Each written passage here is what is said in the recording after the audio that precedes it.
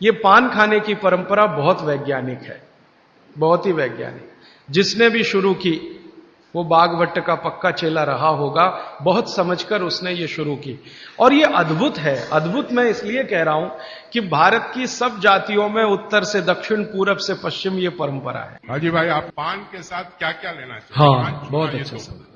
मैं दूसरे प्रश्न का पहले उत्तर दे दूं, पान के साथ क्या क्या लेना चाहिए। बागभट्ट जी ने पान खाने के लिए बताया है कि एक तो पान जो खाएं वो ऐसा पान हो जिसका स्वाद कसेला हो, कसेला।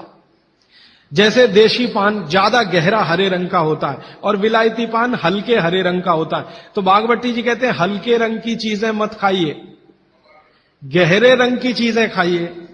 तो गहरे रंग वाला पान खाइए। गहरे रंग की जो भी चीजें हैं भरपेट खाइए। जैसे बैंगन है गहरे रंग का, जामुन है गहरे रंग का, टमाटर है गहरे रंग का। ये सब एंटी कैंसरस है, एंटी डायबिटिक है, एंटी कैंसरस है, एंटी अस्थमेटिक है। इनकी क्वालिटीज आज की विज्ञान ने भी प्रूव किया है। आज का विज्ञान ये कहता है कि जो भी रंग है किसी भी वस्तु में, वो भगवान का दिया हुआ कोई ना कोई ऐसा रस और एंजाइम है जो आपको गंभीर बीमारियों से बचाता है। तो वो कहते हैं गहरे रंग का पान खाइए, माने कसेला, उसमें ही स्वाद होगा, तो गहरा पान खाइए। उसमें क्या मिला है? उसमें सबसे ज्यादा चूना। तो कितना चूना मिला है? तो कहते हैं कि एक पान में 1 ग्राम से ज्यादा चूना नहीं मिलाइए कभी भी।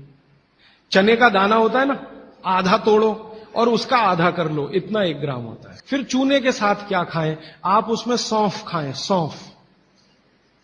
सौंफ का नियम उन्होंने बताया, सौंफ खाएं। दूसरा कहते हैं कि इसमें थोड़ी अजवाइन डालें, अजवाइन 2-4 दाने, ज्यादा नहीं। और वो कहते हैं लवंग डालें, लवंग माने लौंग। और कहते हैं बड़ी इलायची। और वो कहते हैं कि गुलाब के फूल का रस, मतलब गुलकंद जिसको आप कहते हैं।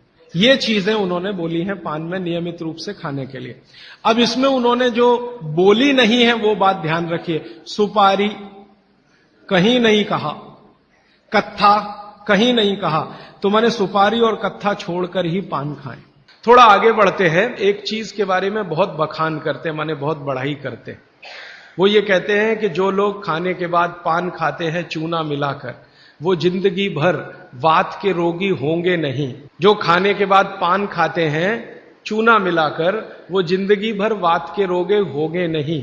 माने चूना, वो बोलते हैं, सबसे बेहतरीन वातनाशक औषधि है। चूना सबसे अच्छी वातनाशक औषधि है।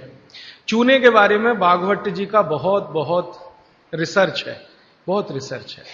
और वो ये कहते हैं कि ये भगवान की दी हुई प्रचंड मात्रा में अद्भुत ऐसी चीज है जो आपके वात के सब रोगों को